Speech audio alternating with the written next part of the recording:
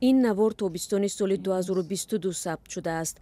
Вероникаи 9 сола новобаста ба дарди сахт бо кӯмаки пизишк Сергей Худа барои ҳаракат додани дасташ кӯшиш дорад. او با همراهی آیلش در پناهگاه زیرزمینی قرار داشتند. به نقل شاهدان در این پناهگاه سناریاد تانک ترکیده است. тирпаронии моҳи апрели соли 2022 дар вухледар, як шаҳраки вилояти Донбасс рух дод. хонаводаи Вероника ки 9 нафар буданд, аз таркишҳо дар таххонаи як бинои истиқоматӣ пинҳон шуданд. ҳангоми ҳамла бобову бибиаш ӯро муҳофизат мекарданд. падару модар, бибиву бобо, амма ва амакҳояш ҳама кушта шуданд. Вероника ягона касе буд ки зинда монд. бибиям Нина дар он ҷо буд, падарам Антон низ, модарамро дар ёд надорам. дар он ҷо холам Аня ва амакам Олег буданд. ё шояд ин Олег набуд? Вероникаро дар ҳолати вазнин ба беморхона оварданд. сар ва гарданаш аз пораҳои снаряд захмдор шуда буд. ӯ чанд моҳро дар беморхонаи бачагонаи Этиёдияи якуми тиббии шаҳри Лвов ба номи Николас сипарӣ кард. роҳ гаштан, дастро ҳаракат додан ва табассум карданро аз нав ёд гирифт. иттиҳоди якуми тиббии Лвов як қатор беморхонаҳоро дар бар мегирад ки дар ақибгоҳи Украина ба бузургтарин маркази тиббӣ табдил ёфт.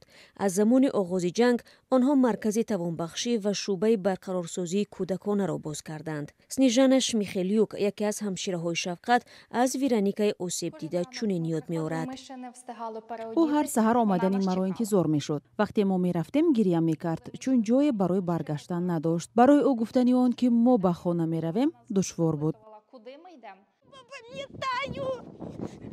пас аз як соли муолиҷа ва барқароршавӣ, Вероника пайваста ба беморхона барои хабаргирии наҷотбахшон меояд.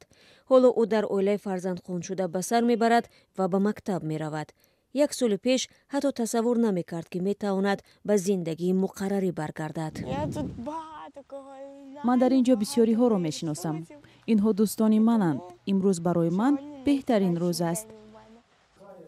Вероника яке аз 350 кӯдаки сахт осебдидааст ки табибони Лвов аз замони ҳамлаи Русия ба Украина аз марг наҷот доданд. пизишк Сергей Худа ҳамаи онҳоро дар хотир дорад. من هیچ گاه فراموش نمی‌کنم. همه آنها یک جزء حیات ما شدند. игор Кошевка, муовини раҳбари шӯъбаи барқарорсозӣ мегӯяд, Этиёдияи якуми тиббӣ кӯшиш дорад барои харидани таҷҳизот $950,000 ҷамъ намояд. قبلا ما در یک سال به برقرارسازی 600 نفر بیمار مساعدت میکردیم. حالا با شرافت وسیع حدود 1200 بیمار را فرا میگیریم.